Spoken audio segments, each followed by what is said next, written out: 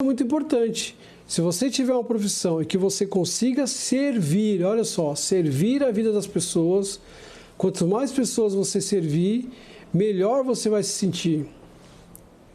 E isso é muito importante, então precisa de uma orientação. E hoje em dia, você tem muitas orientações, você tem os pais que podem te orientar, você pode buscar um coach de carreira para você fazer alguns testes, você pode buscar a constelação familiar, a gente faz a constelação familiar profissional, que é um dilema de muitas pessoas, e aí a gente vai entender aqui sistemicamente o que a profissão está ligado, né? Tem algo lá atrás que muitas vezes me prende para que eu não consiga lidar com a minha profissão, e aí eu vou entender que eu preciso fazer a mesma coisa por muito tempo.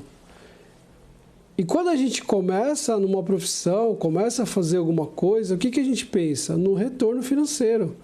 Todo mundo trabalha para quê? Por causa do dinheiro.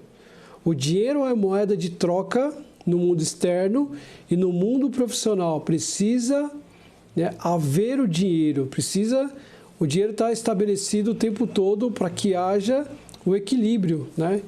Então a gente tem também na nossa vida profissional o dar e o receber. Temos o pertencimento. Então, por exemplo, quando eu chego numa empresa e vou ter um cargo, por exemplo, de chefia, eu preciso entender que existiu uma outra pessoa, um outro chefe que esteve ali presente, então eu preciso, né, honrar aquela pessoa que veio antes de mim. Eu não posso excluir. Tem pessoas que chegam lá e falam, está tudo errado o que esse cara fez, eu vou fazer tudo de uma forma diferente. Aí você começa a ver, né, que aquela equipe de trabalho que estava ali começa a ficar desmotivada, começa a ficar ruim. Por quê? Porque alguém, né, que estava ali dentro daquele sistema, que é uma empresa, é um sistema, foi excluído. Então começa a haver um atrito ali, né? Então exclusão. Outra coisa que é importante dentro da profissão é a hierarquia. Eu preciso reconhecer a hierarquia. Eu preciso obedecer a hierarquia. Então aqui a gente já começa a ver que a visão sistêmica com as constelações familiares, elas são levadas e quando são bem aplicadas, né, quando são bem direcionadas dentro de uma empresa que é um organismo vivo, que é um sistema, as coisas começam a funcionar. Porque se eu tiver numa profissão só pela remuneração, muitas vezes eu vou até ganhar dinheiro, mas eu não vou me sentir bem, eu não vou me sentir realizado. O que acontece muitas vezes é que as pessoas também não têm paciência, para que você tem que fazer a mesma coisa, e quanto mais você faz a mesma coisa, mais você se torna um especialista. Então tem um norte-americano muito famoso, né, Malcolm, né, ele diz o seguinte, que para que eu possa me tornar um especialista, eu tenho que ter pelo menos 100 horas de práticas, 100 mil horas de práticas, tá? Eu preciso 100 mil horas de prática para sermos um especialista em alguma área. 100 mil horas dá muitos anos, né? Dá alguns anos aí que eu preciso fazer alguma coisa da mesma forma.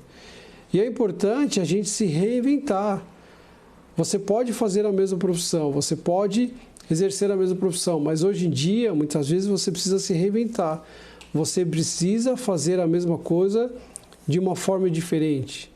Para que eu me torne uma autoridade, para que eu possa dizer, eu sou uma autoridade dentro da visão sistêmica, dentro das constelações familiares. Eu preciso de alguns anos praticando, fazendo a mesma coisa, para que eu me torne uma autoridade. Quando a gente vai para o mundo da internet, quanto mais pessoas você tem, quanto maior é a sua audiência, quanto maior, né, o seu conhecimento é consumido pelas pessoas, você se torna uma referência. Então isso é muito importante, que nós não tínhamos antigamente isso. Então como é que você se tornava uma referência antigamente? Pelos seus títulos que você tinha. Não que não seja importante, tá, gente? É muito importante isso. Então eu fazia a faculdade, né, eu tinha que ter uma especialização, eu tinha que fazer um mestrado, um doutorado, um PhD.